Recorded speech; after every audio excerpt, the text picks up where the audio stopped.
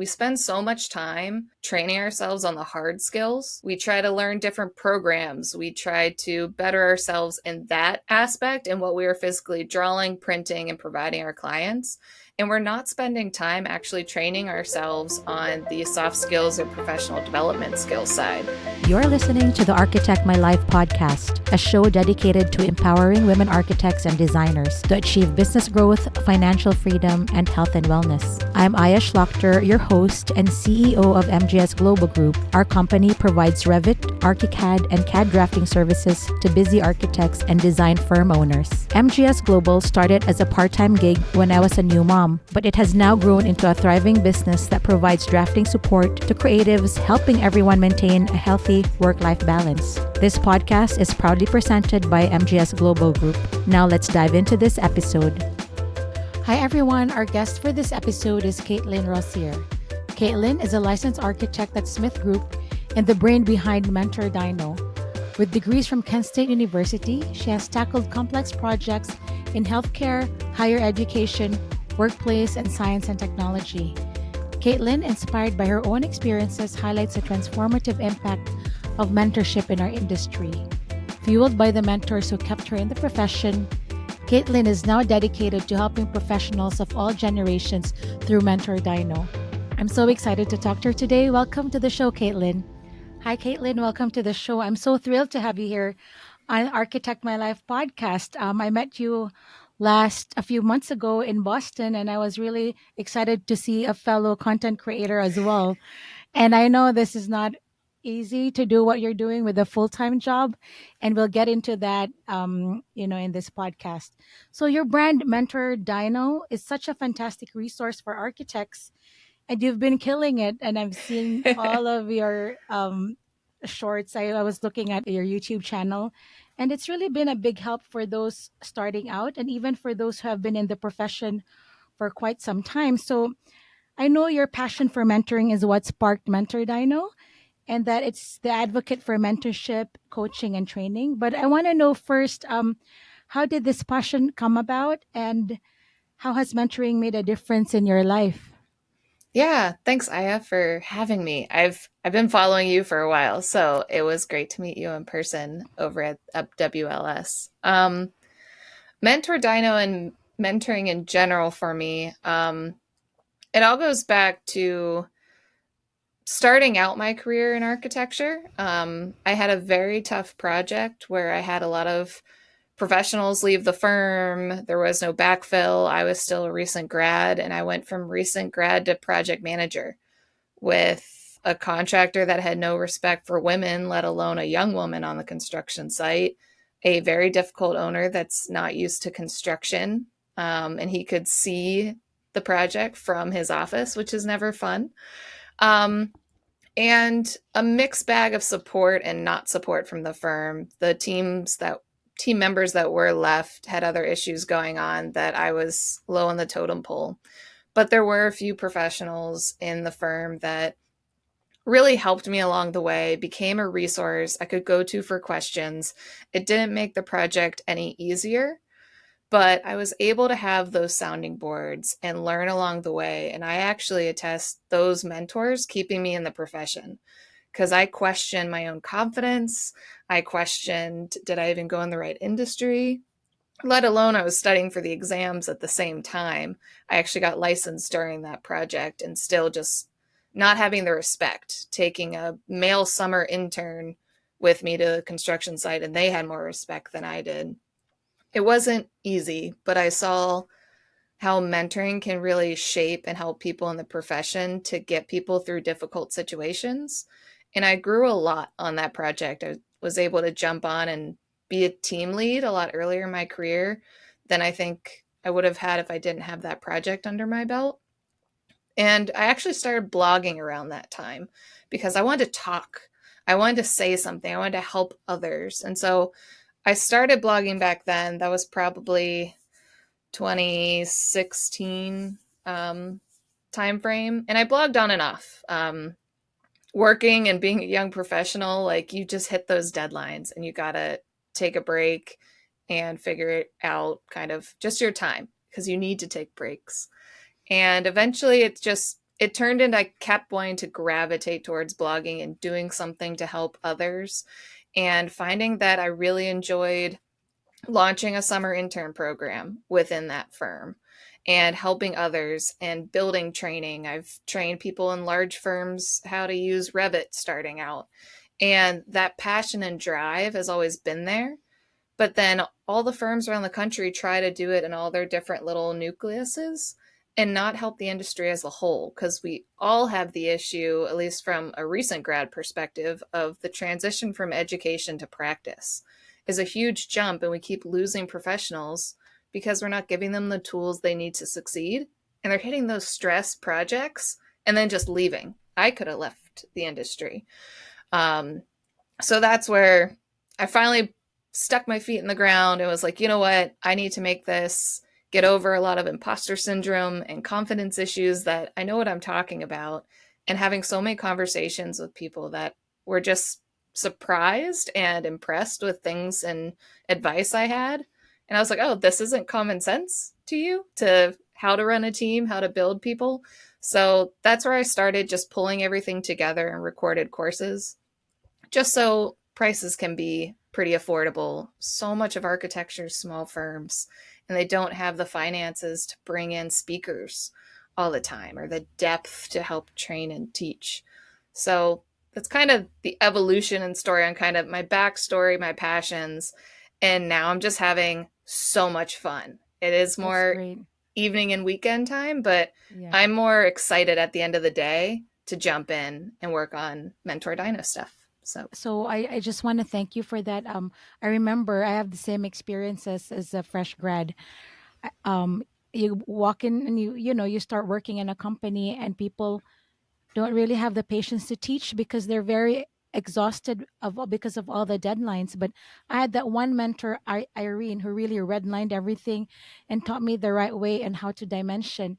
Like I like what you said about transition from school to real life, to real working life, because we're not trained to do that. And I think employers expect, just because we come from really good schools, that we're already at par. But I really commend you for starting MentorDINO. And this one of the reasons why I also kicked Architect My Life is a different story. It's also from architect to business person, right? It's like, I'm always wanting like you to teach people how to run a business, and you how to jump from student to finally being employed. So I also wanted to say, I'm curious as to your journey and why you created MentorDINO and the name behind it. I just want to hear about, MentorDINO and the name behind it. And then we'll go to your course creation later on, because I'm also curious about that. Yeah, the name MentorDINO, that was a fun experience. Because I had been blogging on and off. The blog was actually called Mentor Architect. And then wanting to form the company, make courses, created an LLC just to have that protection for myself as a business owner. But I couldn't go for an LLC with the word architect in the name, or else it would assume architectural services, which I am not providing drawings under the name of MentorDINO. I would have had to go for a PLLC for the state of Pennsylvania, and it would have been a whole lot more in terms of financials I would need to pay every year for something that I don't need that liability for anyway. So I had to go through a crazy time of trying to rebrand and rename, and also finding a name that's not taken by something else. When you add coaching or training type names, there's so many life coaches, yoga coaches, like so many things. So it's like certain words I had to stay away from. I love the word mentor, and I really wanted to keep that name part of it because that's the center point of what I'm doing.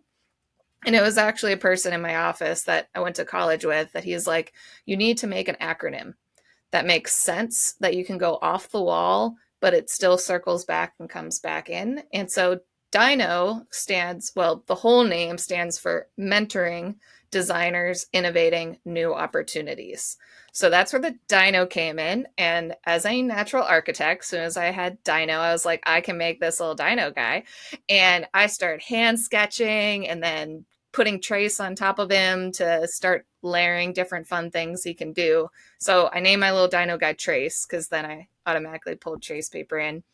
Because I also didn't want my name as the company face. Like, there's so many architecture firms named after the owners. I now have more respect for them because I always thought it was funny, but it is actually hard to come up with a name when so many names have already been taken. But that's kind of how the name came together. And I think it's fun to have a little cartoon guy because I don't want to see my face on everything necessarily. I like having a different backdrop and have him do different things and play. And then I've been learning different graphics with it. I'm going to see if I can get him animated on my own because I am I am the graphic designer, I am the writer, I am the editor whenever my friends are tired of reading all my stuff before they go out. So it's a learning process. I love it. I mean, I love the icon. I mean, the dinosaur at the back. And can you repeat that again? What does dino mean?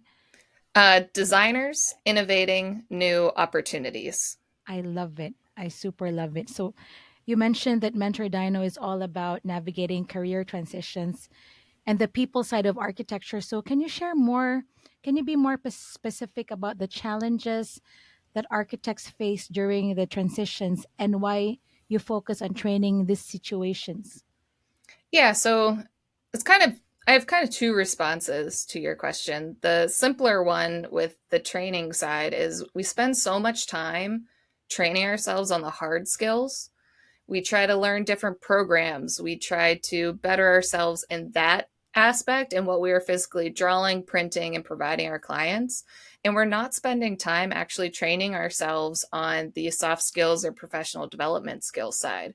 We need to be able to communicate not only to architects, which is pretty much all you learn in school, but you've got engineers, contractors, owners, users, the community. There's so much more to being an architect that if you're only training half of yourself, then you're not building up your whole self. You could be a phenomenal designer and a high achiever, but if you're not building trust or able to communicate, what kind of value do you bring? You could be that high designer but can't communicate design, so you're not going to get it across to the owners and our clients. But if you can communicate design, that can leverage the whole industry. So spending time leveraging and learning both sides. It's a lot like physical and mental health. We've been ignoring mental Yeah. health for decades and decades, and now we're finally talking about it more, which is fantastic. So we can bring our whole selves to work. It's the same concept. So there are a lot of people who are natural introverts. And how do you, I mean, introverts in general like to process information and just do their own thing, right? Most of the introverts. So, how do you help develop these very introverted people developing more like professional development skills and soft skills? Like, I just want to hear your experience That with part, it's all training. Yeah. about learning how to learn. You were never taught in school how to do school. And so you can be an introvert, you can be an extrovert. You're just going to learn differently and learn what your comfort level is. So networking and building relationships is really important in the architecture industry, regardless if you're trying to win work or just talk to other professionals. That doesn't matter. And so you do need to build up that skill level, whether you're an extrovert and an introvert. And an extrovert may be perfectly fine and comfortable jumping into a room of people they have no idea who they are, but if they don't have a plan, they're not going to get anywhere. The introverts may just need to be able to pull it back to take manageable steps. So they can say, you can find the common thread for the people who are at an event. And then instead of creating ambitious goals, work on baby steps on who you're talking to. And if you're very introverted and brand new, just try to meet two people at an event and have a good conversation and be able to follow up with those two. And maybe that's your goal because you're an introvert and you're working your way into networking. And it may not be your favorite part either. I don't think I'll ever sell a very introverted person in loving a networking event as a outgoing business development person would. I know I'm more of an introverted extrovert. Like, I can go to networking events and have fun, like WLS. I was on a fun high of talking about MentorDINO to so many people.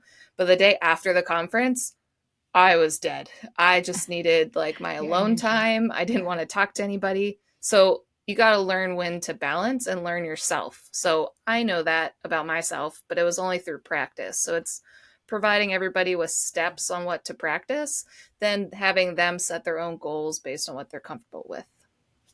So do you have a strategy for people who want to integrate this into their to learn how to learn or to learn how to do the thing? Like, I mean, what is your strategy for people? And also talk about, I know you launched a course in the beginning of MentorDINO. I saw your first YouTube video. I'm curious to see how that went and, you know, what that course was about. I know it Yeah. relates to my question about development. Yeah, so the course development took me a while. People were very surprised, and it took a lot of time recording, and I've probably been working on MentorDINO content recordings for 6 months prior to actually launching, because I was very ambitious. The first launch actually had 3 courses part of it, because I really wanted to make a well-rounded variety of courses that young professionals and recent grads could benefit from, and it's about balancing hard and soft skills. So I will never launch 3 courses at once again. I have learned that. Did you get signups? I've got signups on a couple individual ones, but I do bundle the 3, which was the point of me launching it all at once. Yeah. But I also launched it a little bit later. I presented at a conference at Build Pittsburgh, which is an AIA Pittsburgh event. And I wanted the courses live ahead of that. And I didn't have the time to get it completed, and I didn't want to rush anything. So it went out a month later. That may have hurt some sales. But those 3 courses, it's a Revit crash course. So a lot of students don't learn Revit in school anymore. They're So that staying was in your Rhino. first course, a Revit crash course. Yeah, Yeah. of the Okay, 3. perfect. Okay, And so yeah, then, talk about all of them. I'm yeah. curious. So the first So one, yeah. the Revit crash course is your speed onboard type Revit training. If you hired somebody and they have no clue, haven't opened Revit before, that's your go-to spot that I can get somebody moving around in a model within 2 to 3 days. I usually recommend 3 days to take the course. So there's breaks, and I have times that I want them to practice. You could fly through it theoretically in one really long day, but then you're not going to retain anything. So I provide 2 options, whether it's 2 days or 3 if they've got other onboarding. So it's something firms could bring in as part of their onboarding process. BIM well is the other hard skills. So I dive deeper into Revit and show them how to dimension properly, where to look for company standards, because everybody does things slightly differently. So I this can is go. a second course that you That's the launched. second course. Okay. And so this one I'll go through, okay, here's what a wall tag is. This is how it's defined. Here's where the differences are. And now you need to go look up your company standards and see where they are. Typically, your first wall type is going to be a standard metal stud with drywall on both sides. Go figure out, is that a P1, a P0? They usually start with a P, but it gives them time to go find the information. But I also talk about where to put a door, how a door is actually built. So you can pretty much throw a door in most spots in Revit, but if it's not buildable, having the clearances on the side for all the framing and understanding codes and accessibility. So I can go through that so they have the stepping stones. And the point of BIMWell is to be that resource that people can go back to, but give the tools to the young professionals to ask questions. So it's to give them a stopping point, because I know I had times where I didn't ask a question and it ended up costing money because I was told something was done in a certain way and I noticed something was different and I didn't raise the question because the project architect said, it's all set, it's locked, don't touch it. And I said, okay. And one of them was wrong and it cost a bunch of money to fix it. And so they're like, well, why didn't you say anything? I'm like, well, you said it was done. So I learned you should still always ask the questions if somebody says something else. So that BIM well course is about diving deeper into Revit and giving people tools to ask proper questions. So hopefully we have less errors and omissions going into construction, less RFIs, and then more intelligent questions so people can learn the right answers. I'm not going to be able to teach everybody every specific instance on a project, but if we can get to a point to ask better questions or be more curious on projects, materials, and things like that, how much better are projects going to be, and how much more are you going to learn along the way. Then And then the third. the third course of that trio is where my real passion is, and it's those professional development skill side. And so that's build your foundation. Now, this course is meant to be your first 90 days at a firm, or potentially 120 if you're going to do Revit training and just get used to the firm, and maybe after a month start this. I provide a schedule because it's 20 hours, I think 20 hours of content. No, I'm closer to 15 hours of content on it. But I hit a lot of different topics between ownership of your work, responsibility of your work, because students are going from having complete control of a project and designing all sorts of fun shapes, cantilevers that can never be built for the price tags that we have today, and showing them how they can still have ownership in their work and design authority on projects, but it's going to be a smaller scale. So it's about resetting the expectations. But I go over empathetic listening, so not just listening in general, but how to listen with your whole self, but understanding people, how to learn, so they can learn how to go through the licensure exams if that's part of their process, or how they learn best in understanding projects and materials. Are they better on finding videos on YouTube on how a wall goes together and then looking at details, or go call a product rep and learn and have a discussion with somebody? I go over goal setting. I use the AREs as an easy one because I find goal setting and planning for the AREs simple. Okay. It's very straightforward, Yeah. at least. We go over stress optimization and burnout. I've been burned out before, and when you learn about burnout and stress, you have so much more power over it, because when I was going through it at the time, it was very overwhelming. And now that I've learned about it, I can go, oh my gosh, yep, that exact step, I hit that point, that point. Like, it's eye opening when you reflect back. But the point of it's to help people recognize it in others. I've noticed when team members are starting to get burnt out, and I can call their coach or their team lead and say, hey, I'm really worried about X. They need some additional support. You can see it in people's eyes when they're getting burned out. So it's training teams to notice it in others, because most of the time you can't notice it in yourself. But How did you learn all this, all the stress part? Like how, like to help people with stress? Like, can you talk about that process? Because I'm also curious. so much reading, listening, writing, my curiosity, like the Mhm. professional development skills, I can go down rabbit holes and rabbit holes of finding books and resources. I know I learn the best through watching and listening. So I gravitate to a lot of audiobooks that I can get the audiobook, and then if I really like the book, then I end up buying the book too and having that copy. But a lot of different podcasts, educational resources, buying my own courses just to learn more about it. And when you start diving into the material and understanding there's actually steps in a process, I kind of wish I got a minor in psychology along the way, or sociology. So that's kind of the baby steps on how I've learned, and then just putting it in an organized way and relating it back to the AEC industry and creating that common thread. There's a lot of other life coaches and career coaches that can probably help you through burnout as well. But we are such a unique industry as architects, designers, and engineers that a lot of people don't understand what we do. And we need that connection back. And so, all these things I talk about, the full curriculums are all online, but all of them, I'm relating them back to actual experiences or examples that somebody would see in our firm workplace.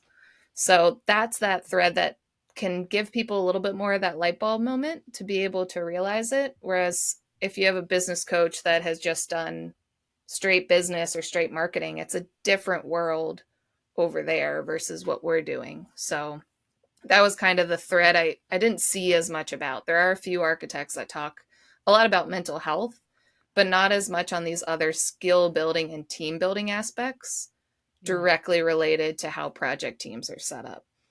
I know with your company, it's probably hard since you offer services as, you're providing staff for other teams, and it's how do you Yes. integrate those team members Yeah, and yeah. bringing them on. So, Yes. Yeah, it's very complex, but we all learn from experience and just tweaking and tweaking, like what you do, right? yep. And I asked earlier in our podcast questionnaire about you mentioned something in the podcast questionnaire. You say we need to stop learning through trial and error or waiting for the experience. So what do you mean by this? So a lot of the times, more seasoned professionals will say you're just going to learn on the job, or you're going to learn as you work through projects. And a lot of the times we learn these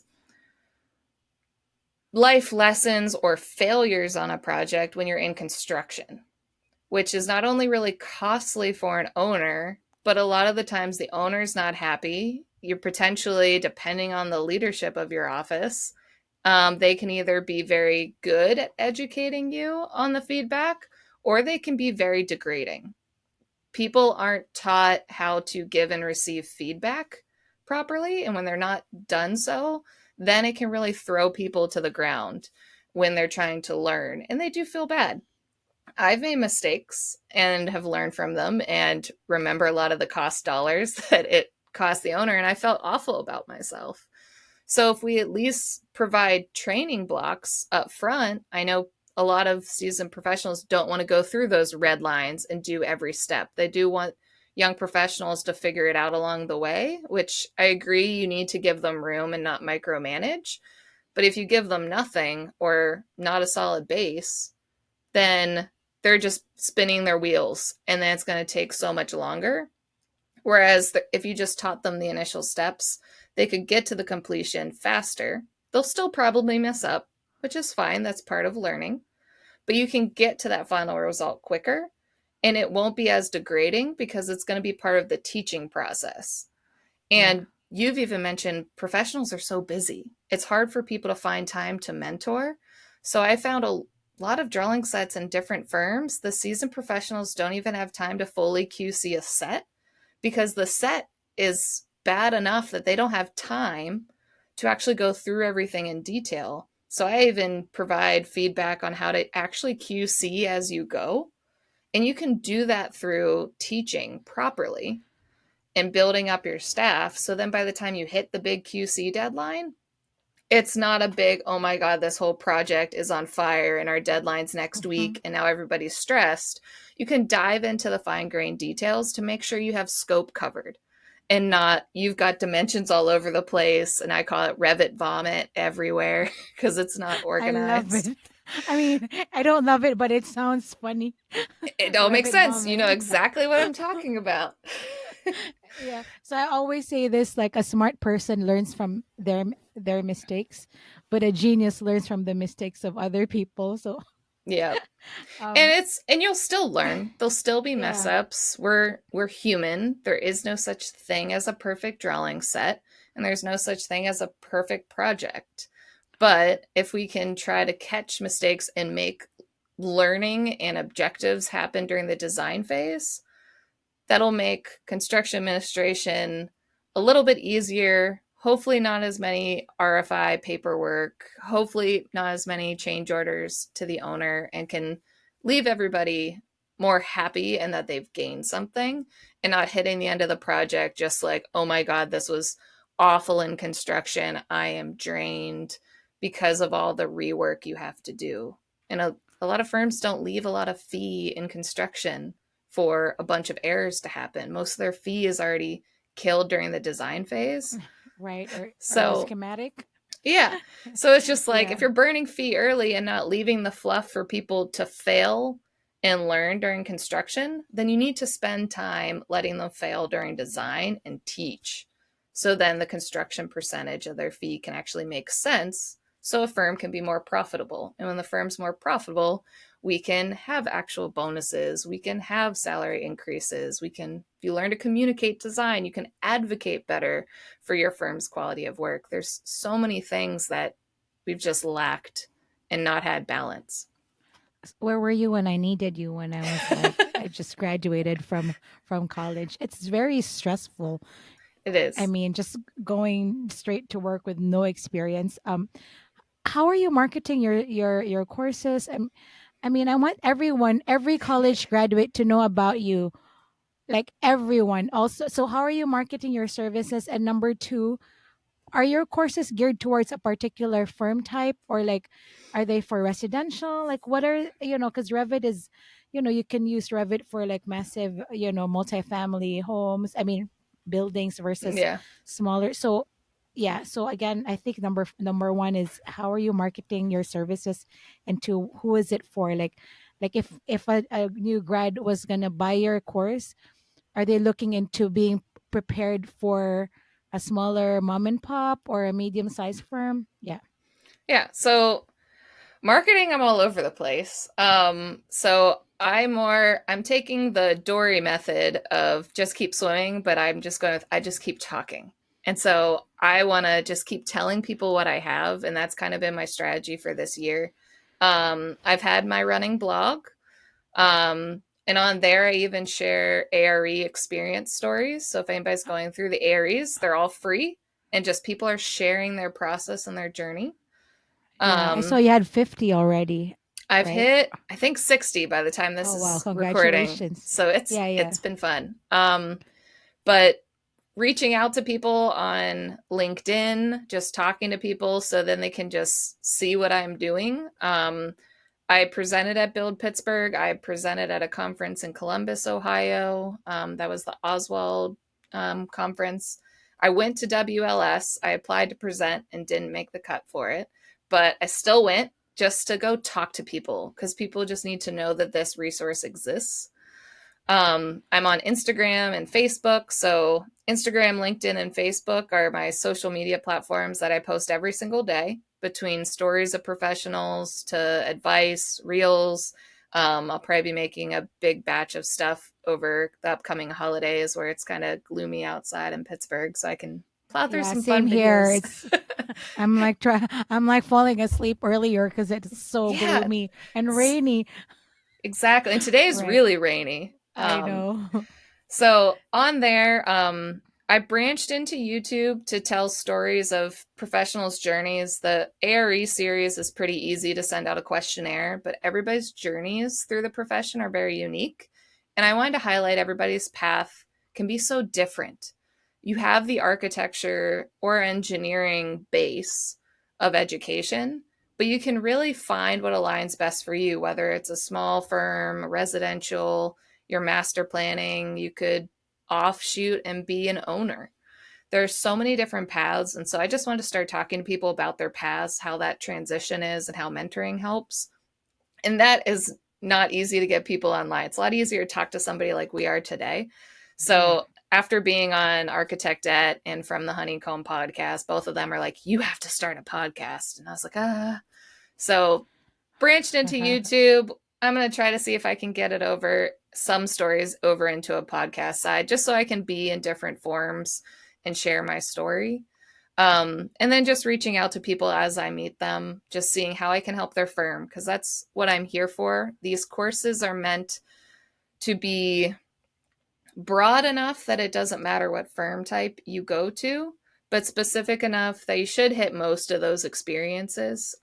Maybe a specific experience on commercial construction you may not hit in residential, but you may hit a certain type. The Revit courses, I took the Autodesk commercial project and used that as my course training for BIMWell because it was easier to have a model that was pretty well done, but I also didn't want to start from scratch and me build something. And it had Yeah. some MEP in it already that you can use that to teach people on how to work through and problem solve different things. So it's more of a commercial in terms of the BIMWell side, but the Revit crash course, I start a model from scratch and it looks like an awful house looking thing. And I just make fun of it the whole time just to show people how things can move. And I try to purposely make weird shapes so people can understand the different nuances or challenges they may hit. But the professional development skills, it can go to anybody. And it's all about advocating for yourself. I actually have um, two other courses. I have a foundation to leadership course because I gave a lunch and learn at a local firm, and they said, well, we're more top heavy and we needed help learning how to teach and train young professionals. So I created that course for them. So it kind of branches off of the Build Your Foundation, but I talk about how to delegate, because I learned the hard way, when you don't delegate, then you're just shooting yourself in the foot. If you don't delegate, you'll die. Yeah. And then you're going to get burned out and they can't micromanage. So I started out like, say my dad was like, Aya, if you don't delegate, you'll die. Like, have you ever seen CEOs working 80 hours a week? Yeah. No. No. Right? Like, no. So my dad was like, you need to transfer information so that you can do the thing, like, run your business, not work on the business and do drafting. Yeah. Right? So, and so that one was created based on conversations. So I'm just trying to have conversations with firms. That's the other way. I'm not only trying to market myself, but I'm trying to help the industry as a whole. So that course was built off those conversations. And then I actually have a course launching the Monday after Thanksgiving, and that's finding your first job. So that's for your college graduates that have no idea how to put a resume together, what to put in their portfolio, how to handle a career fair, talk about the interview process. Let's talk about compensation. And so that's a mini course, and I purposely priced it really low, because I know for the mini course, like $34 for the mini course. That's perfect. Yeah. And so I know everybody in school has so much debt and everything from school, and it's meant to be a quick course. And all of the other courses are also recorded, because a lot of smaller firms don't have the resources to expand upon training. And so by it being recorded, everybody has unlimited access once they purchase. So if they need to revisit anything at any time, they can. I can price it a lot lower than a bunch of one-on-one presentations or one-on-one coaching, or having me travel to an office and having an office pay for my flights, my hotel, and everything. So that's why I created it digitally and have it all recorded. I love it. Yeah. To make it affordable for everyone. But any firm can really use it. I've seen project team issues and document issues anywhere from small firms of 5 all the way to 1,300 people firms. The issues are consistent, and it just depends on what other resources you have. But everybody can be very busy. And so how can you build this into onboarding, or if you've got a new professional transitioning to a project architect or team lead, that Foundation to Leadership course would be great, so they can start learning, okay, if I want to delegate properly, there's actually 7 levels of delegation, and you need to know where you are, but you also need to understand that trust is the main thing that forms a team. Just because a group is working on a project does not make them a team.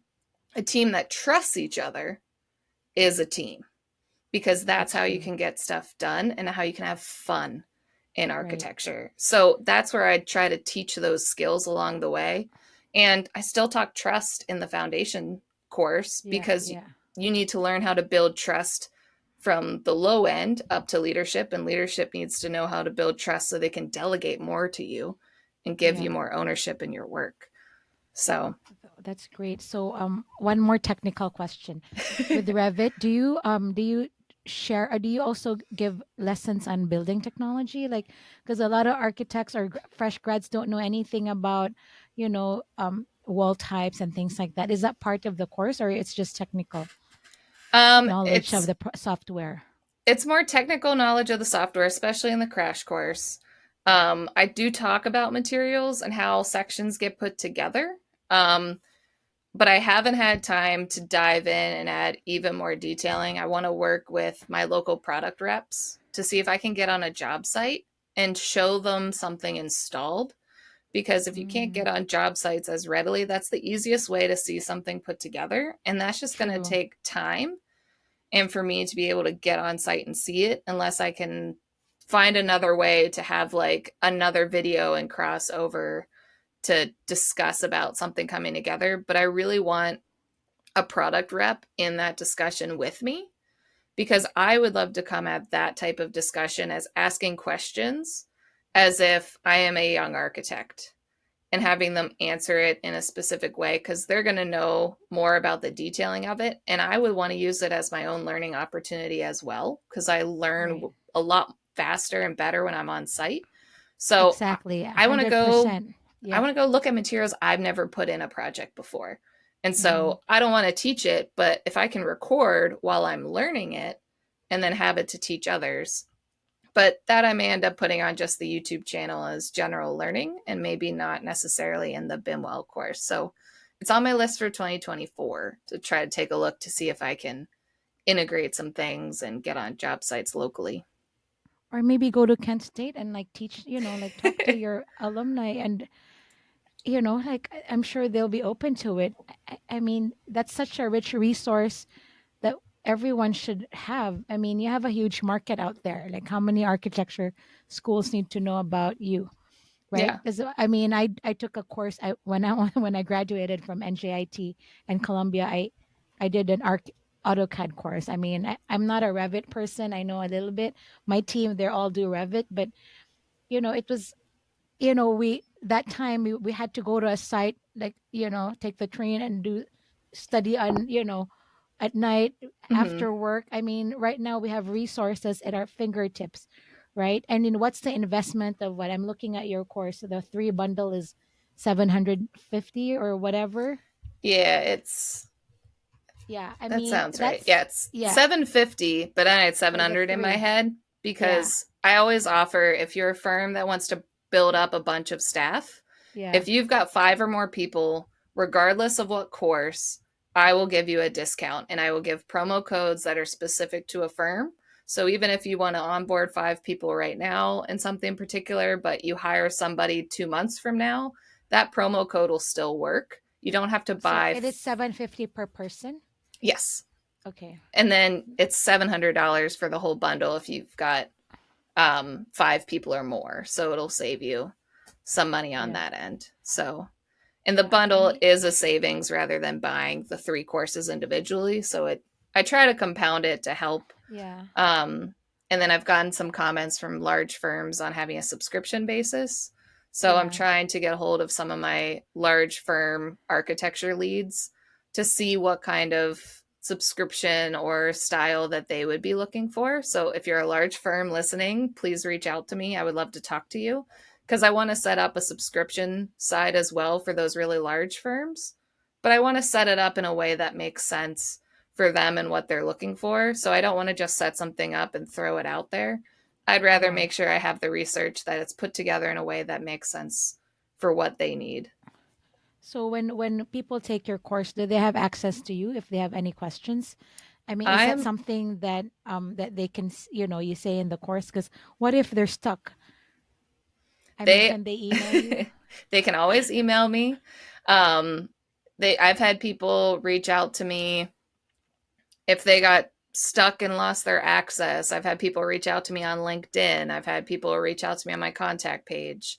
Um, my email should be on the main forms for all the Yeah, courses. I should double check yeah, it, but they can reach out to me. All of it goes directly to me. As I mentioned, I'm the main person on it. So it's all coming to me if somebody has a question or if somebody just needs help. I had a great conversation with a firm that reached out to me just to learn more about my courses, and it was great that they were able to open up to me and let me know, what are you struggling with right now in your firm?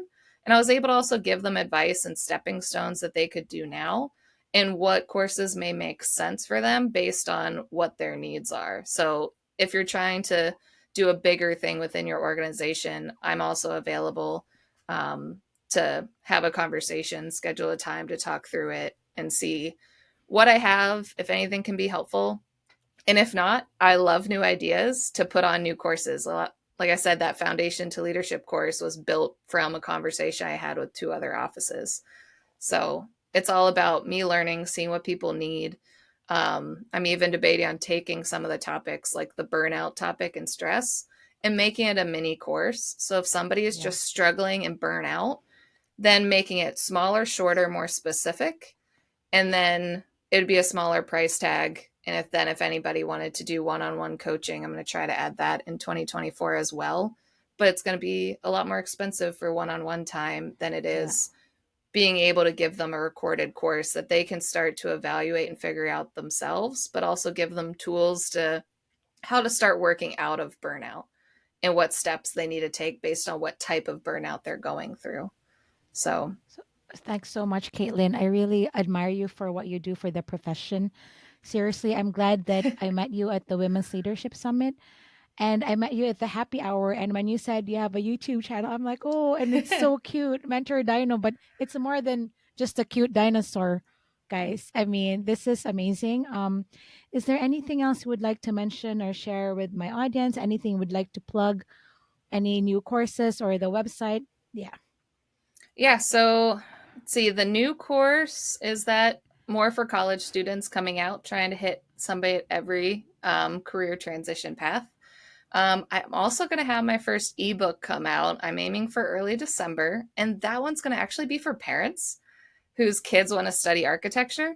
I know my parents were absolutely clueless on what I was getting into, and got that idea from an interior designer that said I should write an ebook. So that's off to a couple different people I have reading it right now. So hopefully that'll get launched in early December. So if there's anybody knows that's their student or child wants to go into architecture, check out that ebook. Again, it's going to be priced really low and easy since it's an ebook, and I'll probably put it on Amazon as well for anybody who likes having hard copies of things. So that's probably the other new item that's coming out. And my ARE stories, I'm going to put in an ebook that's free, and just trying to put some data and numbers behind the 60 stories I've been able to share so far to make it a little bit easier. So your website is mentordino.com and Yep. your YouTube channel is MentorDINO as well. Correct. Okay. Thank you so much, Katelyn. I'm really impressed by everything. I'm blown away, actually. So congratulations, and I wish you, happy Thanksgiving, and very excited for 2024. Yeah, you have a fantastic Thanksgiving as well. I have so much fun watching you grow your business and see you succeed. So I really appreciate the support. And if anybody you talk to needs help, send them my way. I'd love to hear more about what I can do to help the industry. Thanks for listening to this episode of Architect My Life, a podcast brought to you by MGS Global Group. I hope you enjoyed this episode.